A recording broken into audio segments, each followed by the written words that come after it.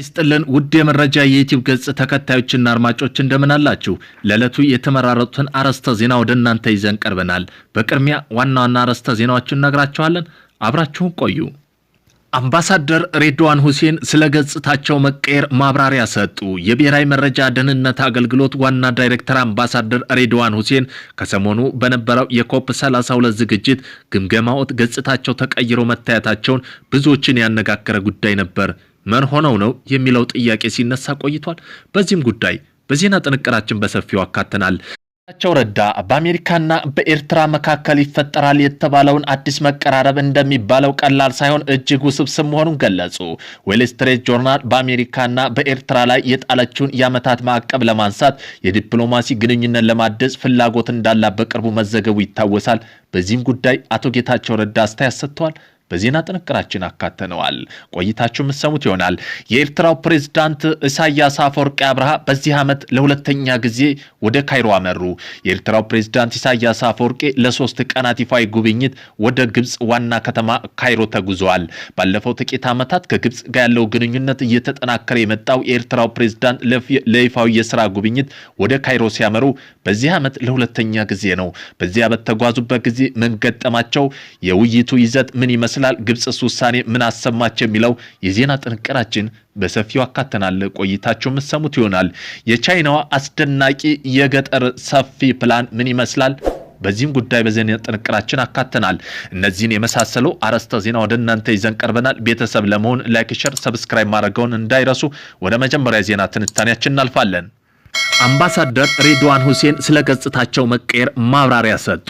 ብሔራዊ መረጃና ደህንነት አገልግሎት ዋና ዳይሬክተር አምባሳደር ሬድዋን ሁሴን ከሰሞኑ በነበረው የኮፕ 32 ዝግጅት ግምገማው ገጽታቸው ተቀይሮ መታየታቸውን ብዙ ያነጋገረ ጉዳይ ነበር። ምን ሆነው ነው የሚለው ጥያቄ ሲነሳ ቆይቷል። አምባሳደር ሬድዋን ሁሴን ማብራሪያ ባለመስጠታቸው የተለያዩ ማህበራዊ ሚዲያ ግምት መረጃ ሲያሰራጩ ነበር። ዛሬ አምባሳደር ሁሴን ደረሰብኝ ስላሉት ጉዳይ መረጃ አጋርተዋል።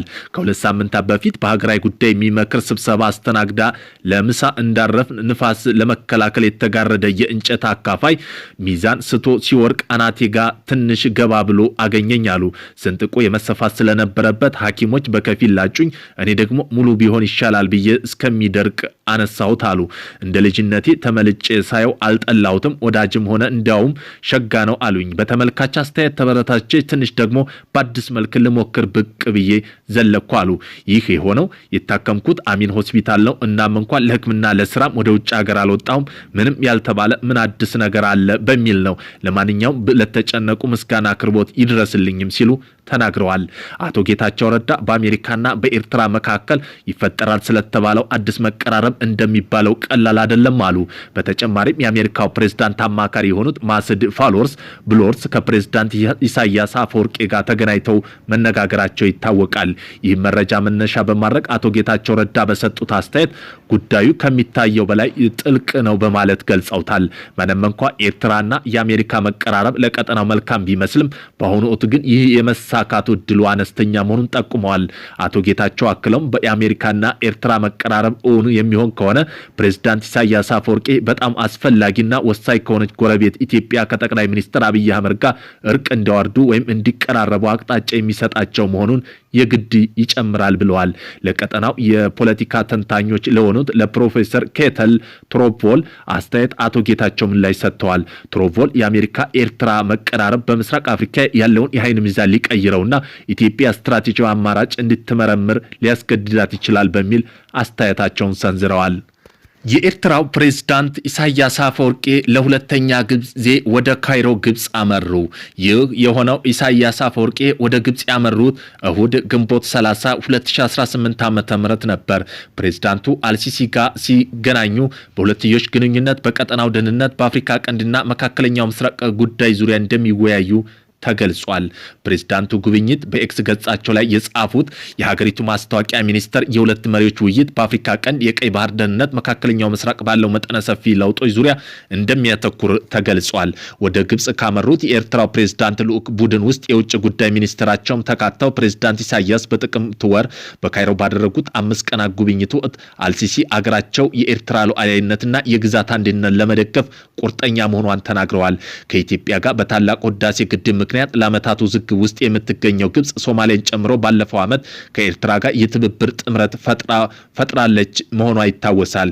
ግብጽ፣ ኤርትራ፣ ሶማሌ ባለፈው ዓመት ከጥቅምት የጋራ ግንባታ የተመሰረቱት ኢትዮጵያ ከሶማሌላንድ ጋር የመግባቢያ ስምምነት ከተፈራረመ በኋላ ነበር። በግንቦት ወር የግብጽና ኤርትራ የውጭ ጉዳይ ሚኒስትሮች ተገናኝተው በቀይ ባህርና ቀጠናዊ ጉዳዮች ላይ ተወያይተዋል። የግብጽ የውጭ ጉዳይ ሚኒስትር ባድር አብድላቲና የግብጽ የትራንስፖርት ሚኒስትር ሌተናል ጄኔራል ከማል አልዋሪ ግንቦት 8 2018 ዓ.ም ወደ አስመራ በማምራት ከኤርትራው ፕሬዝዳንት ኢሳያስ አፈወርቂ ጋር ተወያይተዋል። ከዚህ ውይይታቸው በኋላ የግብጽ የውጭ ጉዳይ ሚኒስትር ባድር አብድላቲ የቀይ ባህር አስተዳደርና ደህንነት ጉዳይ በዋነኝነት የሚመለከተው የቀይ ባህር አጎራባች ሀገራት ነው ብለዋል። የኢትዮጵያ የባህር በር ፍላጎት ተከትሎ ኢትዮጵያ በኩል ስጋት የተደቀነባት ኤርትራ ፕሬዝዳንት አልሲሲ በኩል የድጋፍ ማረጋገጫ ያገኛሉ ሲሆን የውጭ ጉዳይ ሚኒስትር አስመራ በተገኙበት ወቅትም ፕሬዝዳንቱ ይህን በድጋሚ እንዳረጋገጡላቸው ተገልጿል። የአሁኑ ፕሬዝዳንት ኢሳያስ ጉብኝት የተሰማውን በቀጠናው ከቀይ ባህር ጋር በተያያዘ ያለው ውጥረት በተካረረበት ወቅት ነው። ኢትዮጵያ የባህር ፍላጎቷን አጀንዳ አድርጋ ይፋ ካደረገች በኋላ ግብጽ ከበባ በሚመስል መልኩ እየተንቀሳቀሰች ነው ስትል ኢትዮጵያ ክሷን በውጭ ጉዳይ ሚኒስትር ቃል አቀባይ በኩል አሰምታለች። ቃል አቀባይ ይህን ያሉት ቀይ ባህር ላይ የሚደረጉ ትራንስፖርት እንቅስቃሴና የወደብ ትስስር በተመለከተ ግብጽና ኤርትራ ስምምነት ከተፈራረሙ በኋላ ነው። የውጭ ጉዳይ ሚኒስትር ቃል አቀባይ የሆኑት አምባሳደር ነቢያት ኢትዮጵያ ባህር በር የማግኘት ጉዳይ ቅድሚያ የምትሰጠው አጀንዳ መሆኑን ካነሳይ ጊዜ ጀምሮ ግብጽ በኩል ውጥረት፣ ትንኮሳ የሚመስል ነገሮች እየታዩ መሆኑን ተናግረዋል። ቃል አቀባይ ኢትዮጵያ ባህር በር የማግኘት ጥቅሟን ጥያቄዋ በሆነ መከል አጠናክራ እንደምትቀጥል ተገልጻ ኢትዮጵያ ባህር በር አጀንዳ መነሳት ተከትሎ ግብጽ ኢትዮጵያ ዙሪያ ከሚገኙ ሀገራት ጋር ያላት ግንኙነት ከማጠናከር አልፋ አንዳንድ ሀገራቱ ሰራዊት የማሰማራት እንቅስቃሴ እያደረገች ነው። በተመሳሳይ ኢትዮጵያ መከላከያ ሰራዊት ጽምዶን በሚባል እንቅስቃሴ መልኩ ኢትዮጵያ ሉዓላዊነት የሚቃጣ ስጋት ቢኖር ስለሚወስደው እርምጃ ሀገር ውስጥ ለሚገኙ ዲፕሎማቲክ ማህበረሰብ ማሳወቁ ተናግረዋል። የመከላከያ የውጭ ጉዳይ ግንኙነት ወታደራዊ ትብብር ዳይሬክተር ይህን እንቅስቃሴ ወደ መሬት እናወርዳለን ብለው ስንዝር እንቅስቃሴ የሚያደርጉ አካላት አስጠንቅቀዋል። ዳይሬክተሩ ሜጀር ጄኔራል ተሾመ ገመቹ ጽምዶም የሚለው ስያሜ ህዝባዊ ወያኔ ሓርነት ትግራይ አመራሮችና በኤርትራ በኩል ይደረጋል ስለተባለው እንቅስቃሴ ሲናገሩ ጸረ ሉዓላዊነት በማለት ጠርተውታል። አክለውም ጫንቃቸው ላይ ለፈርዖን ቀንበር በሰጡ ኢትዮጵያ አካላትና አካባቢ ባሉ ስብስብ የተፈጠረ ነው ብለዋል። ከዚህ ሐሳብ ጋር የሚያያዝ ጉዳይ ነገር ትልቁ እርምጃ የሚወስደው ጉዳይ ቢነሳ የማንንም ፍቃድ መጠየቅ እንኳን ባያስገድድም ወዳጆችና አብረው የሚሰሩ ሰዎች የውጭ ሰዎች ይህንን ሐሳብ እንዲገነዘቡ ማድረግ ተገቢ መሆኑን አብራርተዋል።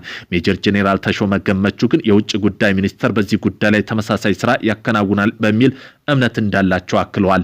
በጽምዶም እንቅስቃሴ የሚሳተፉ አካላት ሐሳባቸውን ተግባራቸውን ለማድረግ የሚንቀሳቀሱ ከሆነ እንደ ሉዓላዊነት ሀገር ይህ ተቋም ደግሞ በመንግስት ግዳጅ እንደተሰጠው ኃላፊነት እንደተሰጠው ኢትዮጵያ ሉዓላዊነት ለማስጠበቅ ስራ እንደሚሰራ አካል ስም በሳት እንደሚቀልጥ ይቀልጣል ብለው ነው የምናስበው የምናምነው ብለዋል።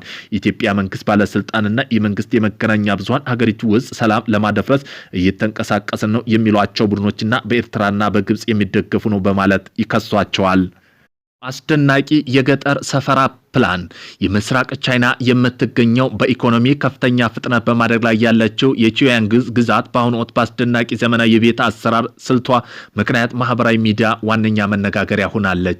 ብዙዎቹ ማህበራዊ ሚዲያ የሚዘዋወሩት እነዚህ መንደሮች ምስሎች፣ ቪዲዮዎች ሲመለከቱ በኮምፒውተር ግራፊር የተሰሩ አስመስለው ቢጠሩትም ምስሎቹ ግን በገሃድ መሬት ላይ ያሉ እውነተኛ የልማት ውጤቶች መሆናቸው ተረጋግጧል። ይህ አይነት እይታ የቻይና መንግስት የገጠር አካባቢ ለማዘመንና የከተማ ገጠር ኑሮ ልዩነት ለማጥበብ የቀረጸው ሰፊ ስትራቴጂክ አካል ሲሆን የነዚህ መንደሮች ውስጥ ያለው የገጠር የገበሬ መኖሪያ ቤቶች በዘፈቀደ ሳይሆን በመንግስት መሐንዲሶች በጥናት የተቀረጹ ወጥ የሆነ ዲዛይንና መሰረተ ልማት የተገነቡ ናቸው።